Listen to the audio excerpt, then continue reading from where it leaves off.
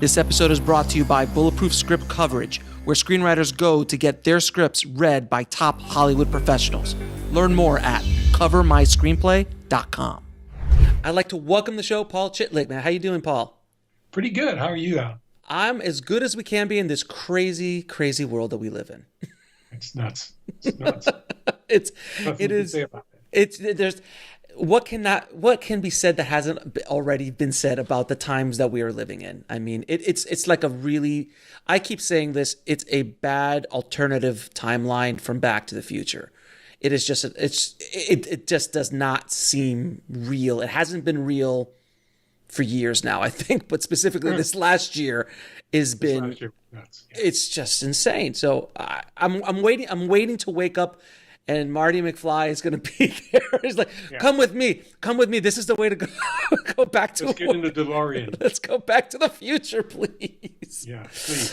Oh, it's insane. So, thank you so much for doing the show. I truly appreciate it. Before we get started talking about your book, Rewrite, how did you get into the business? Well, that's a funny thing. When I graduated from college, I went to Europe because I wanted to be a novelist. I had lived in Europe as a junior in college in Madrid, and I thought, well, I think I'll go back there and I'll write a book, right? Because I was 21 years old and stupid. I got there. It was kind of crazy, but I ended up living in London after that for 4 years.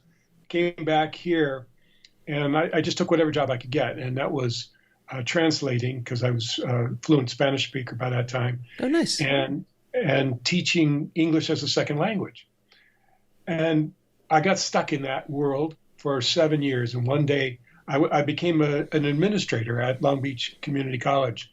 And one day I was standing at the blackboard, substituting for one of my teachers.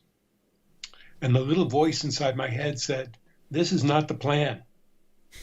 And he's in your head too. Got it. Yeah, that same guy. So I decided I wanted to go back to writing, and I did some research and found out that the average novelist makes $750 a year at that time. That's ambitious, actually. That's pretty ambitious. Yeah. So I looked into, what does a screenwriter make? And I thought, oh, that's much better. So I started taking classes in screenwriting at UCLA Extension. And I wrote a play. I had written a play by that time called Casanova Goldberg. And sounds fantastic. Isn't that a great title? Then you had me at Casanova Goldberg. Yeah. So I sent it around to a couple of agents, and one agent, Casanova Goldberg, to tell you very shortly about what it's about. It's about a guy that works in one of those Catskills hotels as the Toomler, the guy that programs all the entertainment and stuff like that. And he's an older man. He's like in his 60s or 70s, and he gets a new assistant, and he falls in love with her, even though she's in her 20s. So, all right, the reason I tell you this is because I pitched it to this agent. He read it, and it turns out he was 78 and had an 18-year-old girlfriend. So he understood exactly what this was about. Oh my God! Anyway, he got me out there, and he got me my first job on something called Guilty or Innocent. Okay. Which was my first, was a crazy thing. So anyway, that's how I got in the business. And then one thing led to the other. Isn't it funny that one of my first jobs in the business was a translator as well? Really? I was a Spanish translator for Nickelodeon's Global Guts. It was kind of like a show of kind of like an obstacle course show, like those Double Dare and those kind of things for kids. Sure. And they had an international wing, and they came in, and I called my listeners know that I'm Cuban, so I'm from Miami, and I speak fluent Spanish. But then now I do much more because my wife is South American as well, so now my Spanish is much better. But then I only spoke Cuban Spanish, which for people who don't know Cuban Spanish, it's not proper, but it's incomprehensible. It's sometimes, it's like Tony Montana, like really, really bad Tony Montana, but I could understand and I could defend myself, no problem. And I called my parents up and I go, "Hey, I got a job at Nickelodeon being a translator." I'm like, "What are you translating?" I'm like, "Spanish." And they go, "Well, in the land of the blind, the one-eyed man rules." And it's a vote of confidence. And I'm like, "True." And by the way, it was great. But that's how I kind of got my way into Nickelodeon when I was a PA doing PA work and stuff. That was how I got it. Well, I've worked in Spanish and I taught in Spanish around the world. Yeah. I've taught in Venezuela, Yeah. Chile, Cuba, Spain. Wow. So it's been quite a career. Now you've worked a lot in sitcoms. You were working a lot in the sitcoms in the 80s and in the 90s. I have to kind of go through some of my favorites of yours because I mean when I saw them on your filmography, I was like, well, I have to ask him about this. Small Wonder. I mean, for people don't know about Small Wonder, first of all, the most probable and completely acceptable premise for a sitcom ever. It's absolutely not ridiculous at all. It's completely acceptable, almost as acceptable as Alf. I think Alf was a little bit more believable than Small Wonder. But for whatever reason, Small Wonder still holds, like, because there were so many sitcoms in the 80s. But that one, and that was only a season, I think. Was it 1 or 2 seasons, right? No. They ran 5 seasons. Oh, it did run a while. Yeah, they did 100 shows. Wow, it did. So it kept going. I always thought it was like a quick run. Great. Well, that's even better. So you did a small run on it. Can you tell the audience what Small Wonder was about, and what was your experience doing that show? Well, it was a crazy show. I was writing with a partner, Jeremy Bertrand Finch, and we were freelancing at the time. And we pitched Small Wonder, which was a show about a computer expert who invented I guess you would say, a computer-driven young girl. An android, almost like an android, if you will. Yeah. A 12-year-old android. Lifelike. Yeah. I mean, physically lifelike, not speaking, but physically. No. And she spoke with his computer voice. It was very, very strange. We pitched the show to them. We wrote the show. He said, "This is the best one that's ever been written for this show," right in front of all his staff, which I thought was really strange. Then he said, after they shot that one, he said, "We want to do a sequel." We said, "Great." So we wrote the sequel. And then he said in front of his staff, "Guys, what made you think you were professional writers?" The complete opposite. So we walked out of there thinking, what the hell's going on? Well, we knew some of the staff, and they said to us, "That's all right. That's his game." So I called my agent. I said, "I don't know what's going on over there, but why don't you give him a call?" She gave him a call. We got 3 more episodes to do after that. So obviously we knew something about how to do the show. Wow. It was really strange. We did the last show as well that they shot. Oh, did you? You did the series finale? Yeah, the series finale, which was Goodbye Hollywood or something like that. I forget. Hello Hollywood. Look, I don't want to tell you what grade I was in, but I was a young man, and I use the word man very loosely back then. I was a young boy when I watched that, okay. And it was I loved it. It was such wonderful 80s stuff. Oh, it was just so great. And you also wrote for Twilight Zone, which is yes. a legendary series. Well, as a matter of fact, we got the job on Twilight Zone while we were writing for Small Wonder. And we were story editors in Twilight Zone. We should have been producers, but it had Canadian content, so we weren't allowed to have the title. Mm-hmm. But that's what we did. Mm-hmm. We listened to pitches. We rewrote people's work. We wrote several episodes ourselves. Mm-hmm. And that was really probably the best creative experience I ever had in television. Yeah, you could just jump to whatever. Every week was a new adventure. There was no through line. There was no characters you had to kind of pay homage to and work with. Exactly. It was fresh. It was a fresh short every week. Every week was a new thing. And I would come into work. I would come into work after dreaming and say, "I had this dream last night, and it was about a guy who points at a deer and the deer freezes." And from there, we made a show. Or I had a dream about cave drawings. You know about cave drawings, right? Sure, of course. And they came off the cave and became real. That became a show. So you could just think about things and bang, you made a show. And you can't have the EP can't say, well, that's not really what the characters would do. That's really not the vibe of the show. It's like, and I know they didn't they re-release Twilight Zone with Jordan Peele? Was it Jordan Peele or was it Twilight Zone or was it another? Yeah, they did that. Yeah, they did that, and they did it again on CBS Prime or whatever it's called. Mm-hmm. So it's had at least 4 different lives. Rod Serling was first, then CBS did it again in the 80s, mm-hmm. and then they did it in syndication. I did one for the CBS in the 80s, but then I also ran with Joe Straczynski and Jeremy Bertrand Finch. We ran the show for the late 80s in syndication. We did 30 episodes. Then they did it again on UPN. That was the one with Forrest Whitaker. Wasn't Forrest Whitaker once? Forrest Whitaker, correct. Yeah, that's right, yeah. And then they did it again, I guess it was Jordan Peele. Yeah. On CBS. The Prime one, yeah, CBS Prime, where they're streaming, all access. Yeah. It's hard to keep track of all the all the new names. And they've changed, let's see, I think CBS has just changed it to Paramount. Is CBS and Paramount, is that going to be the same?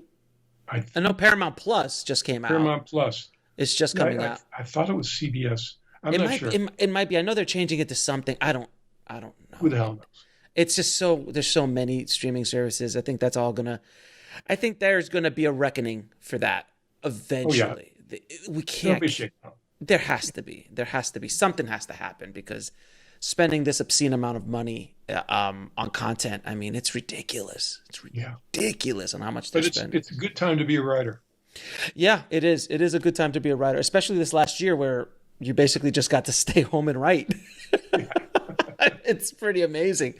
No, you've had a very colorful career in Hollywood, and you decided to write a book to help screenwriters on the process of rewriting, which is something we've really never discussed heavily on the show. And I wanted to kind of dive into the rewrite because it's something that we all do. We all have to do the rewrite. I always like the rewriting process personally, much more than the writing process, because it's like I've got meat that I can shape or clay that I can shape. It's creating the clay that's a big pain in the butt. Right. So coming up with the original idea, that's the hard part, but actually the craft is in the writing, is in the rewriting. Yes. And, no film gets done without many rewrites. As a matter of fact, I was at a conference at the Writers Guild once, several years ago. They were talking about rewriting, and they asked the panel, how many rewrites did your script go through before it got to the stage? And the average was 25. That's a lot of rewriting. Now, it doesn't always mean that you do a big rewrite. Sometimes it's just changing place, changing somebody's gender, taking out a character, putting in a character, whatever, doing a polish. But 25 rewrites, and I've done several films where I've had to do that, 25 rewrites. Oh yeah, and then there's these legendary stories of like Stallone writing Rocky in 3 days, and Stallone and Stallone actually, I saw an interview with him. They asked him that, and he's like, "No, I wrote it in 3 days, but I rewrote it for at least another 5-6 months. But that first draft I knocked out in 3 days. So that is true. It's just that was not what you saw on the screen." Exactly. It never makes it to the screen on the first draft. Absolutely. Nobody writes a first draft. Actually, even when I worked on Real Stories of the Highway Patrol, which was a crazy-ass show. Oh, my God, yes. I sometimes wrote 2 or 3 segments a day, but I always rewrote them in the same day. So at least once. But then I would hand them off to the director and they'd shoot it. So it only went through 1 rewrite. Because that show was, God, if I remember correctly, like I remember the show vaguely in my head, but it was one of those shows that it was a syndicated show, right? It just kind of... It was a syndicated show, and it had 2 kinds of segments. One was a ride-along where they just had a guy with a video camera. Like Cops. Yeah, like Cops. And then we did recreations of special things that the Highway Patrol had done. Special holdups or bank robberies or pullovers or shootouts or whatever, and I wrote 265 of those. Jesus. So that was, hey, it was, you got to do what you got to do. Got to do. I had a family to support and a kid in private school, and shit had to happen. So, I know the feeling, my friend. I know the feeling. All right. So how do you approach a rewrite? Well, that is a good question. There's a lot of ways to do it, but the first way, I usually do it in 8 steps. Mm-hmm. And the first step is you got to read it over again after putting it aside for a couple of weeks and letting it cool off, because you're not really objective enough if you just start the rewrite the next day. So read it after a couple of weeks. And then the first thing you need to do is read it for structure.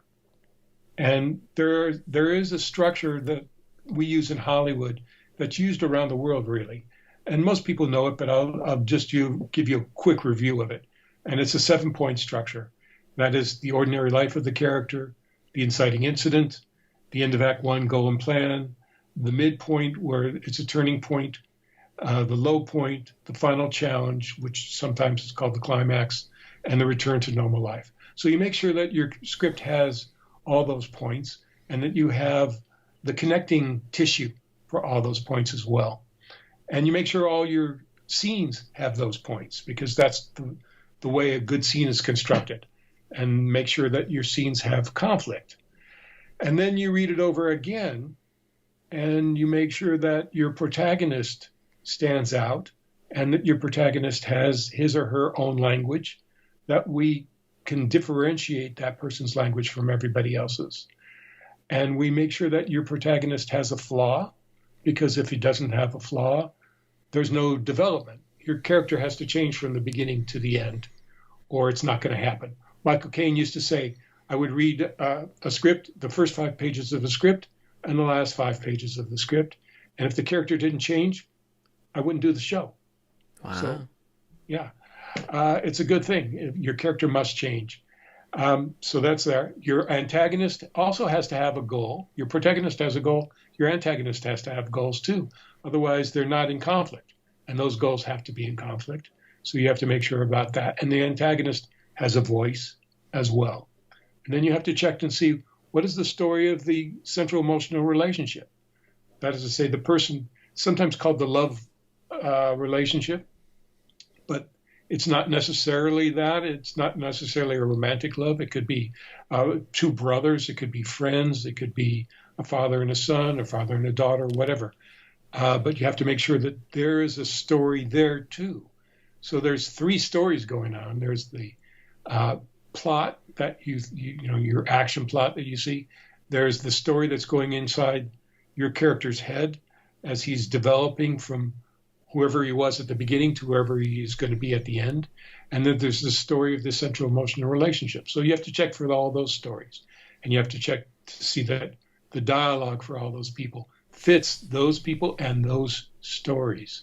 So you're kind of going in almost as a doctor and doing a diagnostic on the story. When you're starting to rewrite, you're going in and checking, okay, is this here? Is this here? Is this here? How's the heartbeat? Is the flow going? How's your cholesterol? Do you have reflexes? I've never heard it described like that, but that is exactly what it is. We examine the patient, we make a diagnosis, and then we make a plan on how to fix it. And the plan is make sure that you have structure, make sure that every scene has conflict, make sure that every scene has structure as well, make sure that all the dialogue is appropriate to the characters, make sure that the action rises and falls where it's supposed to rise and fall, and make sure that it's fun to read. So you also have to go over the description, make sure all the description is terse and fun, because you don't want to have a lot of stuff. You described writing as a haiku. Yeah, we were talking about that earlier. Like we were saying, writing is arguably very difficult, just good writing, period. But screenwriting is arguably the most difficult form of writing, in my opinion, other than a haiku. Because you can write a poem and then you can write a haiku. And haiku has to be so much more. Every single word has to have meaning. So that the construction of a haiku is so much more complicated and harder than just a poem. Same way writing a novel and writing a screenplay are, you could tell the same story, but it has to be done so differently. So there's so much more it's such a more technical writing. It's a skill set that is, it's not for everybody. You could be a fantastic writer. I know perfect example, so many great novelists. I mean, I don't think Stephen King has ever written an amazing screenplay. I don't know. His stories have been the basis of amazing. He is arguably one of the most prolific and best known and best selling authors of all time, definitely of our generation, without question. But yet, when he's tackled a screenplay, I don't remember, and he has written a few of them, but they're not Oscar winners, and they're so it's tough. But yeah. It's a hard thing to do. I mean, there are steps you have to take, and there are things you have to keep in mind. But as I was saying about description, it has to be like a haiku. It has to be very succinct, but it also has to create an image in your mind. So when people are reading it, and you're going to have somewhere between 150 and 5,000 people working on your screenplay, they all have to have a document that they can look at and see the same thing in their heads. So that requires you to be very succinct, very clear in your writing, but not writing too much, but still writing enough. So it is a very hard technique to learn, but it's not impossible to learn. So that's what I get at my book. There are steps to take that you can do to improve your screenplay at any stage. And as a matter of fact, as I recommend in my book, once you've done your first rewrite, set it aside again and do another rewrite. Now, can we touch upon just quickly structure? Because, and I've talked about this on the show before, but I just want people listening to really get understanding of this. A lot of people's like, oh, I don't go through those 7 steps. That's going to block me in. That's not creative. You're not, it needs to flow. It needs to go and be a lot of screenwriters, arguably not professional ones, because I've talked to a lot of professional screenwriters, and all of them, they might not follow the Joseph Campbell's hero's journey, or they might not do it, and some of them might not even thinking about it. But when they write, they're such craftsmen and craftswomen that they are doing it instinctively, and they've said that. They've said that to me. They're like, I don't sit on page 20. This happens. But I go, but on page 20, that happened. He goes, yeah, but I didn't think about it. That's just the way it came out. Can you talk just a slight bit about structure and the importance of it? Sure. Well, I understand the idea that you want to be free to create what you want to create. But we all understand that most automobiles have 4 wheels, a transmission, a motor, a steering wheel, a brake, right? And an accelerator pedal, even electric ones. So we all understand that. And how many forms of automobiles have we seen? Thousands. I mean, a Ferrari is not a Fiat. They all look different. They all have different purposes. An Indy 500 car is different. The same thing with movies. But you still have to have the steering wheel, the 4 wheels, the brake, the accelerator, the motor. And so that applies to screenwriting. And there are certain things that work. And it's not always the same thing, and it doesn't always have to be in the same exact order. You can have the 12 steps of the hero's journey, but they can be in slightly different order or slightly more emphasis on one step than another step. Same thing for the 7 steps 7 points that I talk about.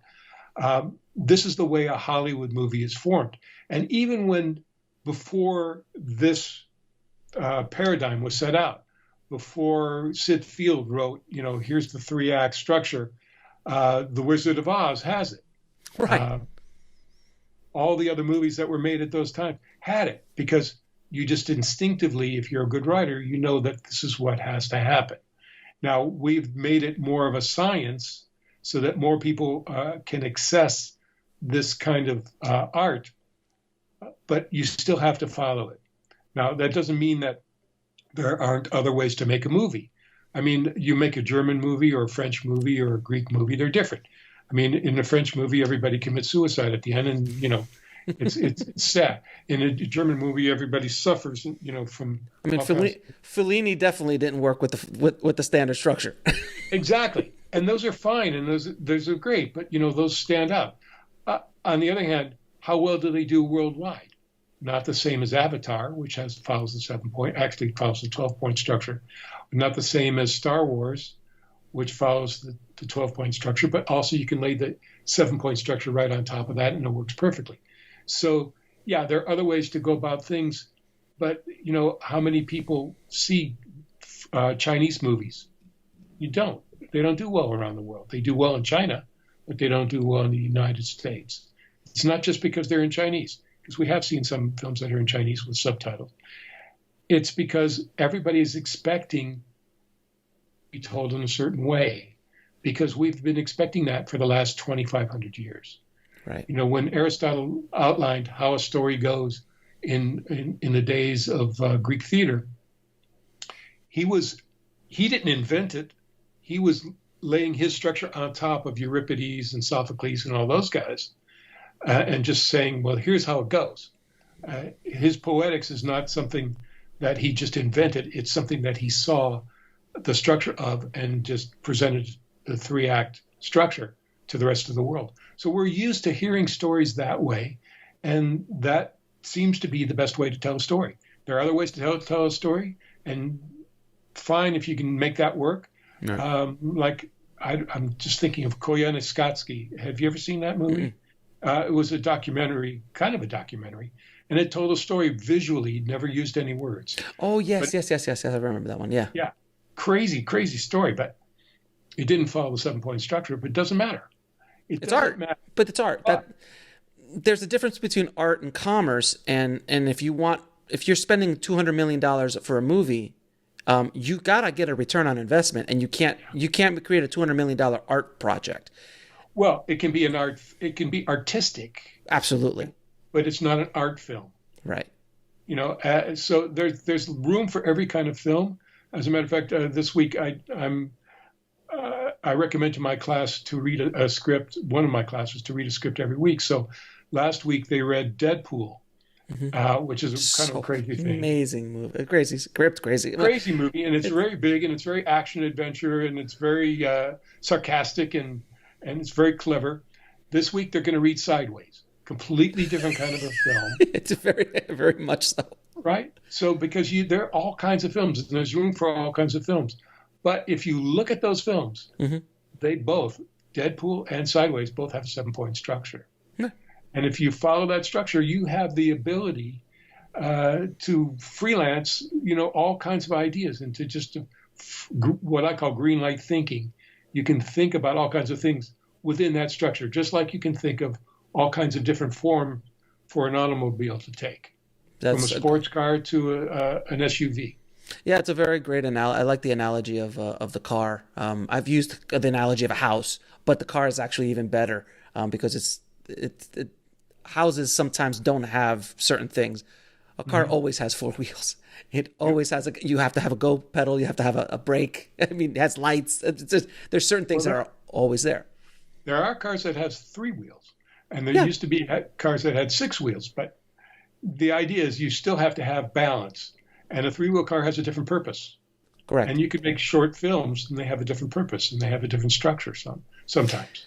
Now, what advice would you give killing your darlings, as they say, which is one of the most difficult things for a writer to do, and also, I mean, honestly, for a director in the editing room? Oh yeah, it's like you got to cut out a whole scene that took you 3 days to shoot, or it cost X, but it's not working, and all of this stuff. What advice do you have when you have to kill those darlings in your script? Well, you have to look at your script from a realistic point of view.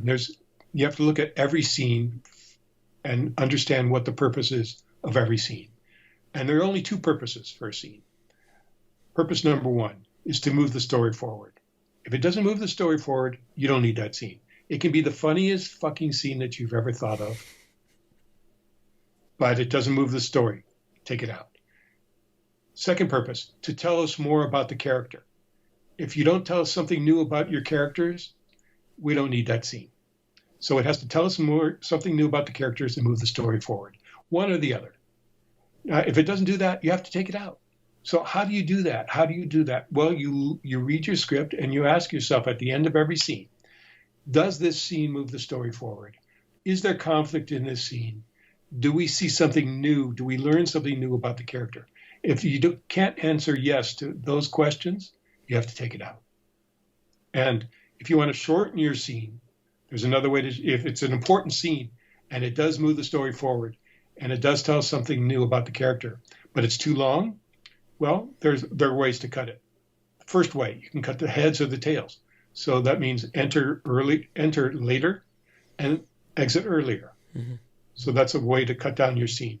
Another way to cut down your scene is to look at every word of dialogue and make sure that every word of dialogue is necessary. Have you repeated dialogue? Do you need to do that? Sometimes some characters repeat themselves on purpose. If you've done it on purpose, okay. Is every word in your description necessary? And I'm talking about every every the, every is. Are they all necessary? If they're not, take them out. So you can shorten. I've never read a script I couldn't cut by 10%. Wow.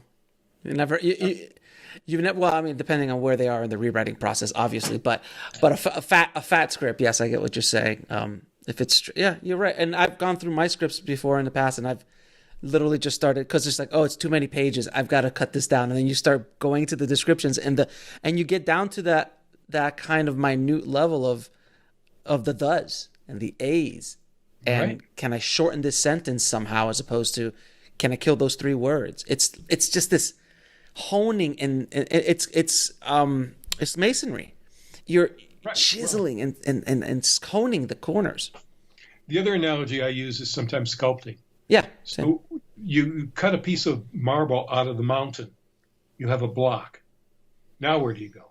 Well, you cut away, as somebody asked Michelangelo how he did the Pietà. Yeah. He said, I just took away everything that wasn't the Pietà.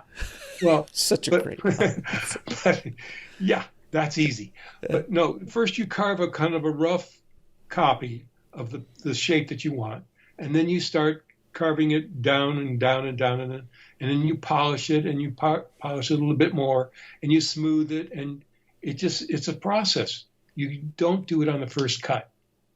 Yeah. You don't cut it out of the mountain as the Pietà. It doesn't. You can't. Even a master like Michelangelo could not do that, because it's not. It's just not the process. It's not the process of any art form. Almost, you can't. You could always go back and tighten and tweak. You have to go through the process. Yeah, you have to respect the process. And I think that's something that a lot of screenwriters don't do, especially young screenwriters who are new to the craft. They don't understand the amount of work that is needed to really hone a screenplay to a place where it's good enough to even be read. And then I'm not even talking about the idea. I'm not even talking about if it's marketable. I'm not even talking, just the craft of a good, well-written screenplay. That's why a lot of agents, and please correct me if I'm wrong, a lot of agents and managers will read a script and like, yeah, this will never get made, but I see the talent here. Now let's put them on a project or get them into a writer's room, because he or she will be able to do really well, even though this script is dog crap as far as marketability is concerned. It will never, ever, ever get made, but I see that they have understanding of the craft. Sure. And that's what a good spec script should have. Mm-hmm. Not necessarily a makeable script or shootable script, but it should be crafted. It should be well crafted. We can see not only well crafted, it should have something different about it. It should have that particular writer's voice. Mm-hmm. And that's what really sets it off. Something that speaks directly to the person, and also speaks of the person. Mm-hmm. So that we're talking person to person. And you can see in your head what I was seeing in my head when I was writing the story. Now, can you talk a little bit about that central emotional relationship with those characters? Can you kind of go deeper into that? Sure. Every film that you see has a central emotional relationship. Every good film. Not every film is good, but every good film has that. Yeah. And romantic comedies are complicated because that is about the central emotional relationship. But there's always something else going on at the same time. Like You've Got Mail had something else going on at the same time. The bookstore story that was going on there besides the romance. So the central emotional relationship is something that people go to the movies to see. They go to the movies to see people and their relationships with other people, not just action, but their relationships with other people. Even the Fast and Furious franchise, which is, I don't know, they're on 10 or 9. They're on 9 right now. But as Vin Diesel says also many times in the movie, it's about family. Right. Okay, so it's about family. It's not about cars and racing. Right. It's about family. It's what we see, the relationship between those characters. That's what's important. And so every film has got a central emotional relationship, the relationship that your central character, your protagonist, has with another character. Usually, as I said before, it can be a romantic relationship. It can be a familiar relationship, a father and a son. But it's always about people. So that relationship also follows a 7-point structure. So there's an ordinary life. Now, let me back up a little bit. That relationship has to either be created or resuscitated in the film. Because a lot of times you'll start off with a film where there's a bad relationship between two people. And they have to fix that relationship along the course of the film. Like Rain Man would be a great example of that. There's a good one. Very good. He has to establish a relationship there. And he has to fix the relationship. So we have the ordinary life where they first meet, or we see them individually. Then they first meet, and that would be the inciting incident. At the end of Act 1, your central character has to think about forming that relationship. I want to be with this person. I want to fix this relationship, whichever one it is. If it's a romantic comedy, I want to be with this person. Or if it's a romantic comedy about divorced people, so I want to fix this relationship. His Girl Friday is about that. That's an old film, but he wanted to fix that relationship. That's what that movie was really about. There's a midpoint where that relationship goes to another level. So it doesn't always have to be a sexual level, but it can be just as friends, they go to another level. But if it's a romantic movie, they go to another level, usually physically. They kiss for the first time, or they make love for the first time. Something happens that's different than what's happened before that. But then they screw up, because people screw up. And it's because of their flaw that we talked about earlier. That every character, every protagonist has to have a flaw. And they screw up because of that flaw, and they screw up that relationship at the low point in the film. And now they have to fix that relationship before they can get into the climax of the actual plot of the film. So they have to fix that relationship. They have to overcome their flaw. Then they can go into the climax, or the final challenge, as I call it, and come out victorious. And then there's the return to ordinary life with your central character and his or her central emotional relationship. And we see them enjoying the fruits of their labors. Right.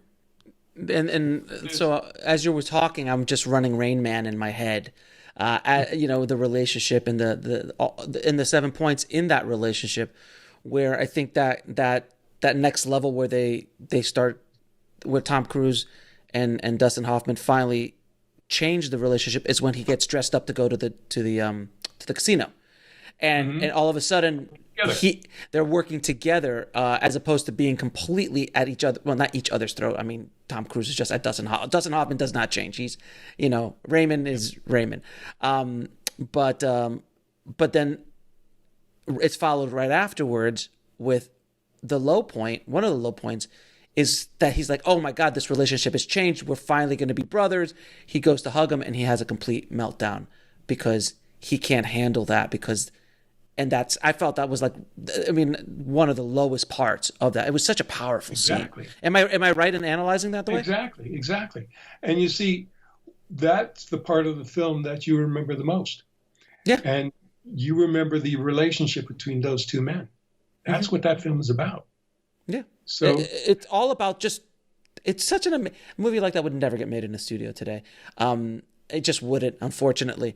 But the transformation of Tom Cruise's character throughout, from being that just arrogant, cocky, in it for myself, only selfish character, to the end, literally willing to give up everything for his brother. Sorry, spoiler alert, guys, but it's on you if you haven't seen the movie. And being able to give of himself, even though at the end he can't, what Dustin Hoffman needs, he can't give him. Well, that's true. But the Tom Cruise character did change. Remember? Very much so. Huge change. The character arc, he changes from the beginning to the end. He starts with a flaw. He ends up a better person. And that's what we go to movies to see. Yeah, and that's why it was such a huge hit, because it was just, there was no action. There was no explosions. There was nothing. And I think that's one of the things that Hollywood sometimes forgets, depending on politics and other things, is they'll make a movie like Battleship, and they threw every single visual effect, monster, action, which was all executed beautifully on a technical standpoint, but it's shallow because there's no character development. There's no connection, where then you can watch something like Titanic, which is as action-packed as you can get. It's a very action-packed film. But the emotion, that movie is all about, no one talks about, oh, did you see when the Titanic broke in half? Did you see that scene where the water was rushing? No. It's all about, why didn't she just hold on to Jack? There was room for both of them on that damn plank. And it's a Romeo and Juliet story. That story has been told a million times. God, it's so beautifully. It was told well. And it's the central emotional relationship that makes us want to go to the movies. Yes, we want to see explosions. We want to see fun buildings and all that stuff. But what we remember is what the central emotional relationship was all about. And that has its own structure, just like the structure of the plot, the central plot does.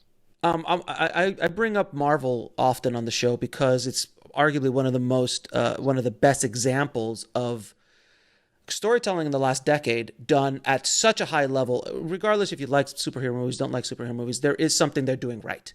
And arguably one of the characters, since we're talking about central emotional relationship, the character of Iron Man, from the very first time we see him being this arrogant, selfish, self-involved character, from the very moment we meet him to the end of Endgame, where he gives the ultimate sacrifice to save the entire universe. Talk about what a complete change. And they did that over 10 films or 10 years. And he, how many films was he in? But he was always part of so many different, but that character arc is there in that 10 years that they were making films. And it was absolutely an emotional journey. That's why people just bawl at the end of Endgame. People who are invested in these characters were just, oh my God. It's just, it's remarkable. Yeah, well, people go to films to experience emotions. This is what Aristotle was talking about 2,500 years ago. People go to cleanse themselves, to cry, to laugh, to take themselves out, to entertain in Spanish. You know the word in Spanish. It means entretener. It's to hold yourself in the middle, to hold, it's between things. It's to get out of yourself for a moment and to cleanse yourself and to be a different person when you walk out of it.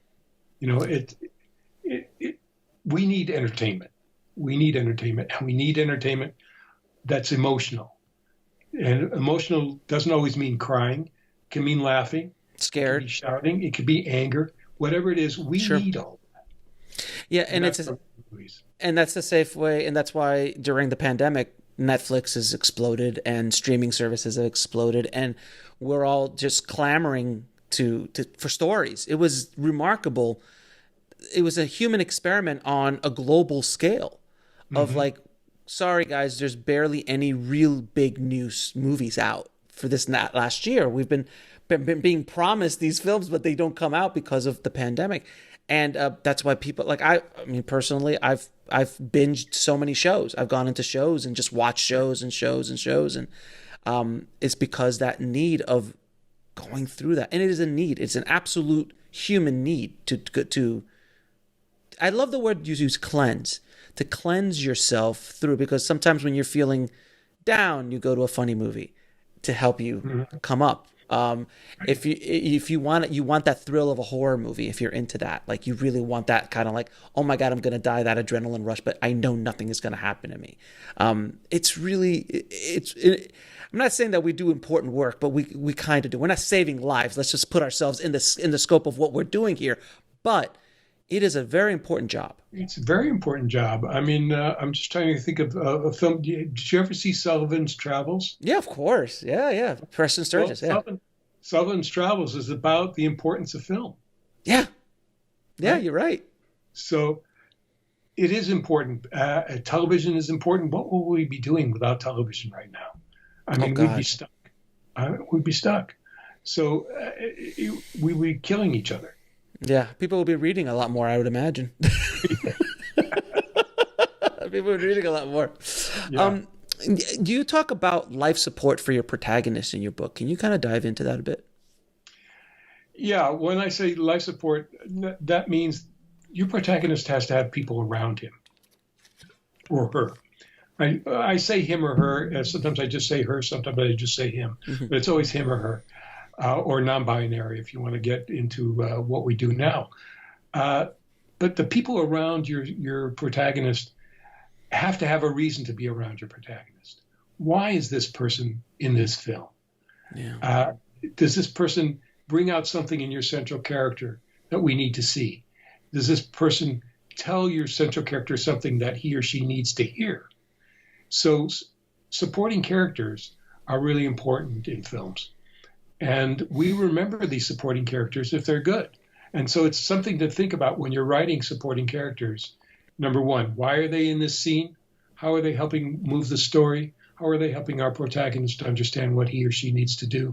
How are they hindering what your protagonist needs to do? So that the antagonist is a supporting character in most films. So these are people that lend reality to films, they lend depth to films, and they give the opportunity to the protagonist to develop as a person within the film. So the central emotional relationship is a supporting character. The antagonist is a supporting character. Even the guy in the clothing shop that makes the espresso in the Eddie Murphy film Beverly Hills Cop. Do you remember that? Oh, film? of course. Yes. The with Perfect Strangers guy. I forgot his name. Exactly, and I've forgotten his name now. Branson Pinchot. Oh God. Not Hans. Was it Hans or Serge? Serge. Yes. Sarge. So we remember him. Yeah. From that film. We do. He stands out, and if you have characters like that, it gives makes a wider, more interesting tapestry in your film, so that we have much more to look at, much more to see, much more to remember. Now, something like Surge, and let's dive into just real quickly. Surge's relationship with Axel Foley in that movie. I think he came back a couple times it wasn't just was he only in one scene, or because I know he's in two scenes. He's in two scenes. Sure. I think he came in and out, but it was a funny scene, obviously, and it was that was a purpose of his character. But I think it was also just I'm just trying to think the reasoning why they would put that, other than just being funny. That scene, if I remember correctly, it's been a year since I've seen that movie, but that scene was moving the story very much forward because it was a very crucial part of who killed who, and where the money was and the drugs and all that kind of stuff. And Surge was kind of like a tapestry in that. But at the same time, it kind of also was another fish out of water scene because Axel had never run into a character like Surge ever in his life. So it was a learning experience for Axel as well as for Surge. It taught us something about Axel, and that's what that scene was there for. It was to open Axel's eyes to the possibility that there are different kinds of people in the world. Mm-hmm. And that they're valuable. And even if they're strange and they rub you the wrong way, they're valuable. So, or the right way. I've never seen a person like that. So what the hell? What the hell's going on here? It opened his eyes. And that's the point of that person. So supporting characters can help your central character, and it can help your audience too, to appreciate your central character. Have you been watching Schitt's Creek? Have you ever seen that show? Oh, God. Binged it. I just finished binging that show a little while ago. Oh, so my God. Such a great great. It's just the characters are so wonderful. The whole town, talk about supporting characters. I mean, the town, from the diner, the owner of the diner to the boyfriend, the garage. They're all just so wonderfully written and performed. But you see how the central characters in that story changed. Oh, they were so selfish and self-centered at the beginning. Yeah. And they all opened up. And it's all about love. That series, 5 seasons of love. That's what it was about. You're absolutely right. It was about, and it was a slow process. They took their time carving and chiseling those characters into who they became at the end. Where when they first got there, they just want to leave, but at the end, they're like, I don't want to go. Right. Even when given the opportunities to go back to their lives, the most self-centered. Mm-hmm. Were open to sharing their lives with other people, to helping other people, to self-sacrificing. It's beautiful. It was beautifully, beautifully done.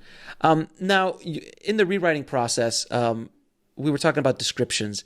Descriptions arguably are one of the two big, difficult parts of writing a screenplay. Dialogue and description obviously are the two major parts of a screenplay. Sometimes, and I heard this from one of my former guests, producers and readers want to see a sea of white on the page, as little to have to read as possible, and that's a sign of really tight, good screenwriting, as they say. That's arguably, it depends on who you're talking to, because if you look at a Tarantino script, I mean, it's different. It's true, but there's a problem there.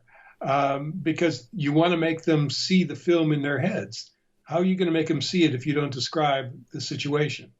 Now, a lot of people do skip over that, and some directors even cross that stuff out and just go into the dialogue and say, well, we'll create the scene using this dialogue. But you have to have some description. Now, the trick is to spread it out so you don't have paragraphs that are 10 lines long, because people are not going to read it. That's too black. So you have a paragraph that's 2 or 3 lines long, or maybe 1 line long, or maybe 1 word long. You can do that. Mm-hmm. And that's a good idea. And then some dialogue. And then sometimes you don't want to have page after page after page of nothing but dialogue either, because that will say, well, what's going on? What's happening? What are they doing? Unless your name is Tarantino, then you can do whatever you want. If you're Tarantino, you can have 15-minute scenes too. But that's a whole other thing. Exactly. The scene in the downstairs in that restaurant where Inglourious Bastards, yeah. Oh, Inglourious Bastards. I mean, oh my God, what a long! It's 22 minutes, I believe. The opening sequence of that movie is a masterclass. I mean, yes. Oh, Jesus. But on the page, here's the difficult thing: you have to write visually, and they tell you this all the time. And they're looking for this all the time. So that means you have to have description. But on the other hand, people don't like to read description. So what do? Right. So you have to write it. You have to sneak it in there. That's why I tell my people not to write more than 4 lines at a time in description. 6 at the most if you have to. Agreed. But if break it up into shots to make it look wide, to make it easier to read, so that your eyes go down the page faster.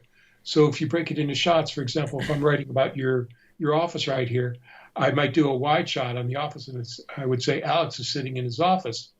I don't have to describe every part of your office, but if I want to do something specific about your office, I would say, well, there's a figure of Yoda wearing a cap in the corner. But I would put that on its own line. Mm-hmm. Yoda, and I would capitalize it.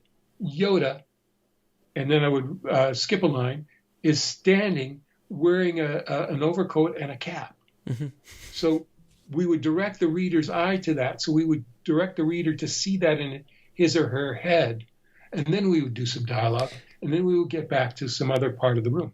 And isn't it that a lot of times screenwriters, when they're writing screenplays, they try to do it like a novelist. So a novelist, writing about my office, let's say as an example, can go into the detail of, Yoda and the lore, like the lanyards around his neck, and the posters on the wall, and the sculptures in the back, and they could go into this. They could write a page just on this office if they felt like. But a lot of screenwriters do that. And I've seen screenplays do that they write 6, 7, 8, 9 lines explaining this room, unless the room itself is the central character. And even then you wouldn't do that.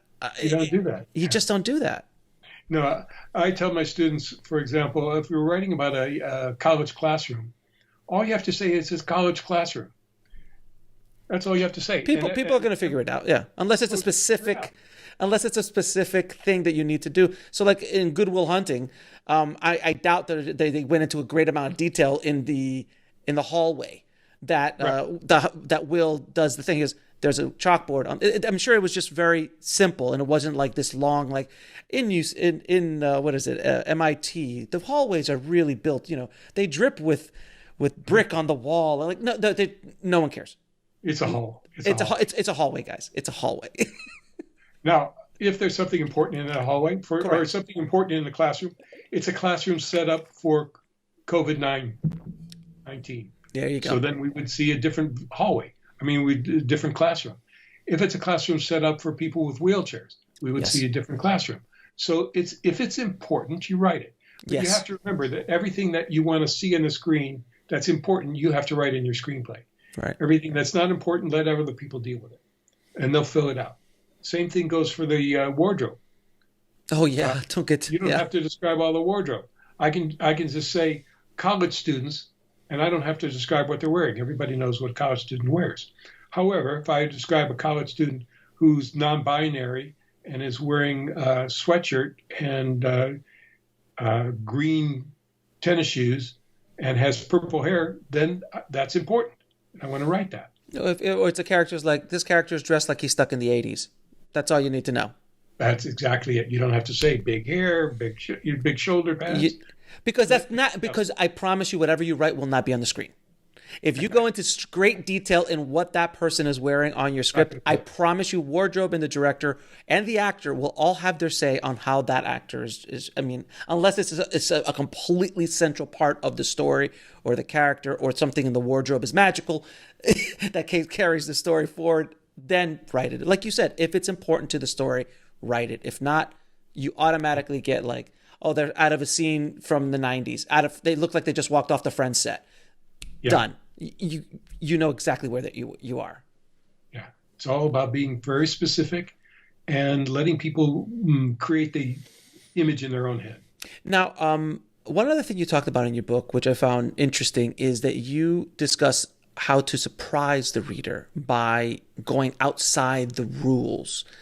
Do you have any advice on how to do that? Because it's very similar to like we were saying with Michelangelo. I just took away the stuff that wasn't supposed to be there. It's easy to say that. Yeah, just work around the rules and surprise your character. How do you do that? Well, that is a tough question, because you have to surprise yourself. Right. When you're writing, you have to say, what would this character do that I wouldn't expect, but that once I see it, makes sense because I know who that character is. Mm-hmm. So that's a hard thing to do.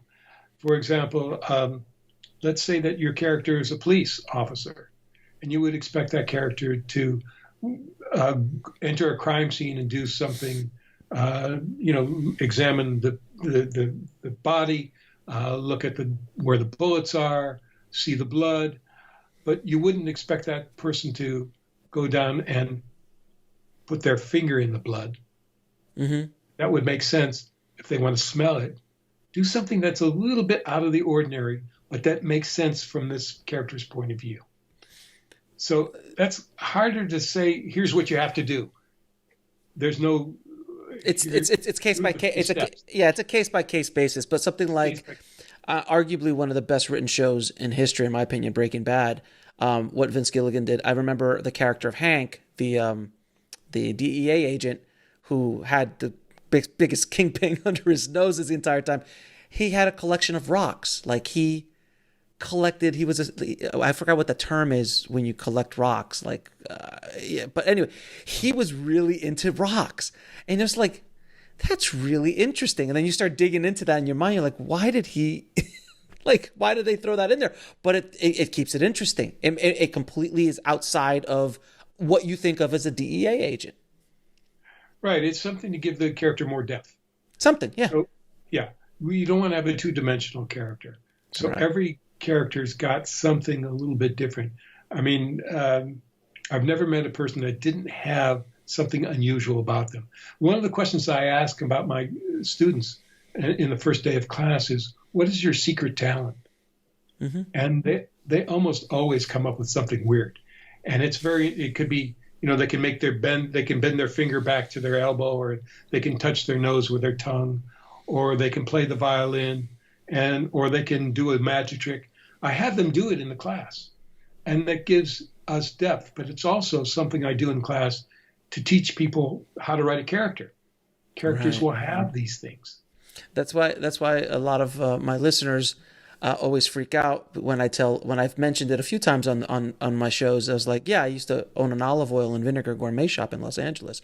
And they're like, what? Like, where did that come from? I'm like, oh yeah, if you need to know about olive oil, I can tell you how to pick a proper olive oil, how to sip it, how to taste it, how to buy it, what's a good 18-year age balsamic. And they're like, what is that about? Like, so that's like a little, like, nobody would ever think that I owned the largest olive oil and vinegar tasting shop in Los Angeles, in Studio City, for 3 years. I think I was there. I think I've been there. Which one was it? It was in Studio City, right by Laurel Canyon. Yeah. That was my shop. I can't remember that, but yeah. I don't know if you can see this in my, I'm trying to see. Can you see that? No, not there. I'm trying to look at it. I've got I have a poster on the wall from Circus Vargas. Here's a little background. Oh, I see it in the reflection right behind you. You see the reflection. I worked as a roustabout in Circus Vargas. What's a roustabout? Roustabout is the kind of the guy that does everything. I set up the tent.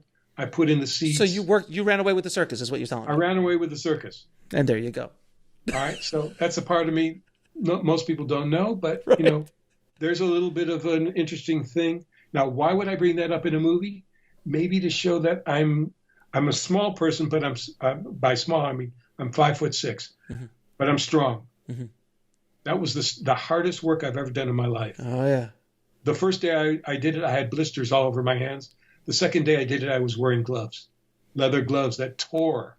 That's how strong, that's how tough the work is. So, and I can describe stuff about the circus. Now, that leads me to something else we haven't talked about, and that's research. Yes. And I see this all the time in my students do. One of my students is writing about San Francisco in the 60s. Now, I was there, so I know it. And I know what they said, and I know what they did. And they don't know. And I also had a student once who was writing about Spain in the 1600s. And she was having a messenger come to the door of a noblewoman. Now, first of all, the noblewoman answered the door. That would never happen. Second of all, the messenger was delivering a telegram in the 16th century. No, there weren't telegrams in the 16th century. Not so much. Yeah, they didn't get an email. They didn't get text. No, they didn't get that.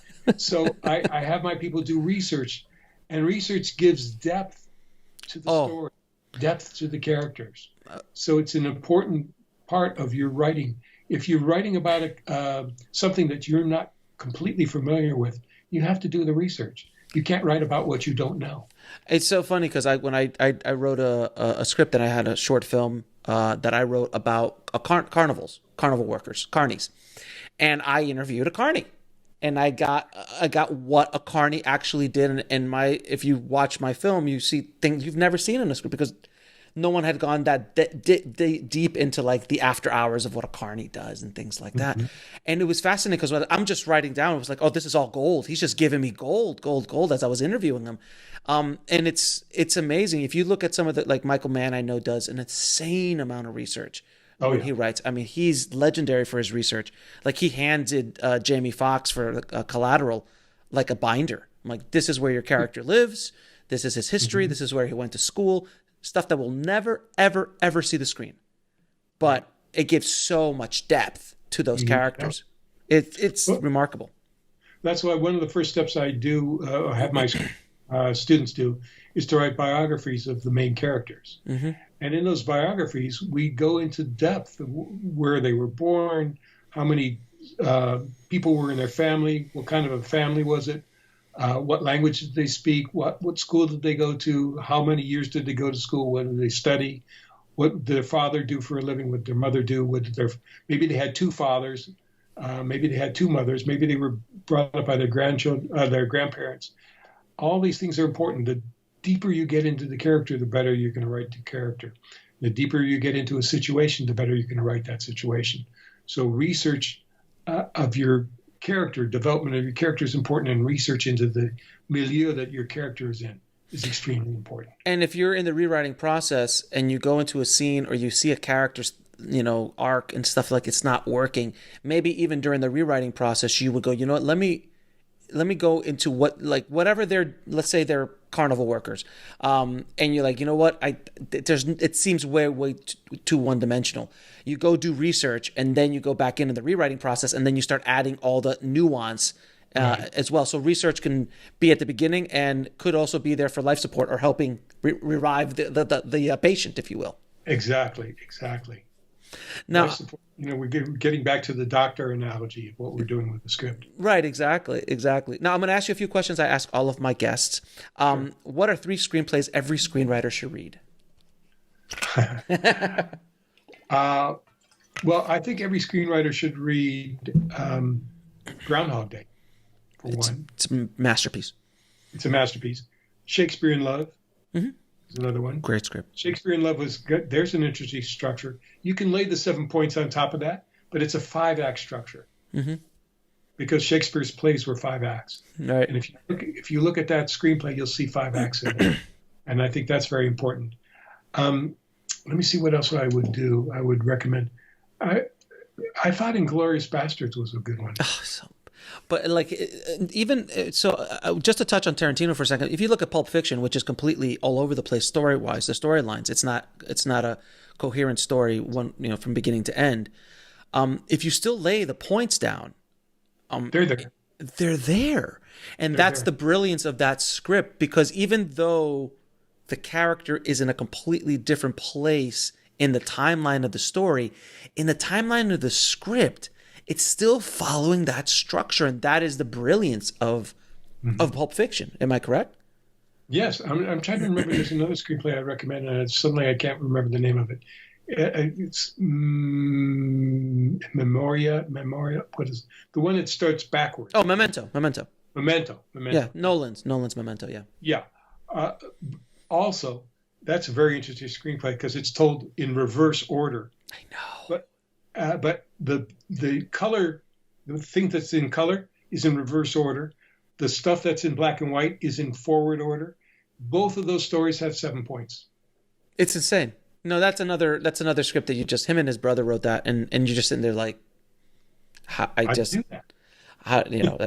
Nolan. I mean, now Nolan is who he is, but just absolutely brilliant. Great scripts. Now, what advice would you give a screenwriter trying to break into the business today? That's the hardest question there is. Mm-hmm. I would say write and then write some more. And I would say then write some more and rewrite it. So you have to have at least, if you're a screenwriter or a television writer, you have to have at least 3 original screenplays ready to go. And preferably in 3 different genres, I would say, because you never know what people are going to be looking for. And write from your heart. Write something that you really know. Don't write something about 17th century Spain if you don't know it, because it's not going to work. Write something you really know and put your heart into it. And then rewrite it a couple of times, then rewrite it a couple more times, and then start asking around. And going to events, well, when we can. Virtual events. Virtual events. Go to as many virtual events as you can. But as soon as we can go to real live events and start talking to people. And it doesn't matter who it is. You can go to a Screen Actors Guild event and talk to a screen actor. You can go to a Directors Guild event and talk to a costumer. You can go to a Writers Guild event and talk to somebody that is a first AD. They all know people. You know who the best people to talk to are makeup and wardrobe people, because the best thing to do for a new screenwriter is to get a star attached to it. And who talks to stars more than wardrobe people and makeup people? Nobody. Mm-hmm. So if you can talk to a makeup person and say, so what have you been working on? And they'll tell you, well, I've been working on Schitt's Creek. Really? Well, would you be comfortable reading a script I have that I think Daniel Levy would be really good for? Well, yeah, sure. Why not? And they read it and then say, yeah, I think Dan would be great in this. Let me call him real quick. Can I show it to him? Yeah. Pardon me? Yeah, I'll call him real quick. Yeah. I'll call them because they're the people that know, that can call them. Mm-hmm. Now, you can talk to agents and managers and do the same thing, but I think talk to the craftspeople. You can even call the cinematographer, talk to a cinematographer, or talk to a props person. Props persons know the actors too. Oh, yeah. Yeah, some of my first I got an Academy-nominated actor because my DP worked with him on a film, and he just called him up. And that's how it works. How it works. You're absolutely right. One of the best pieces of advice on screenwriting I ever got was from a screenwriter, the screenwriter of Fight Club. When I asked him that question, and he said, he goes, what you need to do is sit down and you write a script. When you're done with that script, don't rewrite it, take it, put it in a drawer, start writing a script number 2. When you're done with that script, take it, put it in a drawer, start writing script number 3. When you're done with script number 3, go back to script number 1 and start rewriting it. Because by that time you've already become a much better writer. Exactly. He's totally right. He's totally right. The more you write, the better you write. Absolutely. Now, what is the lesson that took you the longest to learn, whether in the film industry or in life? Wow. Film industry or life. Well, in the film industry is when to keep my mouth shut and when to talk. Great advice. And in life, that applies. Oh, yeah, preach, my friend, preach. Absolutely true. Absolutely true. God, the stuff that came out of my mouth when I was in my 20s, I would just be like, just shut up. It's not about you. Yeah, exactly. It's not about you. Please just shut up. And it's about making the product. Mm-hmm. Yeah, it's about making that show, that movie, whatever you're working on. Making it better. Absolutely. That's your job. And where can people find out more about you and your work and your book? Well, I'm all over Google. You can always Google me. IMDb. You can go to mwp.com, which is michaelweeseyproductions.com. They have all the books that I've written on screenwriting. That's only 2, but they also have a ton of books about making films. I think it's the best film publishing house there is. And they work with people. So if you have an idea for a book, those are people to talk to. To find out more about me, just go on the web. I'm there. I'm all over the place. Not hard to find. Not hard to find. And I'll put all that information in the show notes. Paul, thank you so much for being on the show. It's been an absolute pleasure talking to you, my friend. It's really been fun.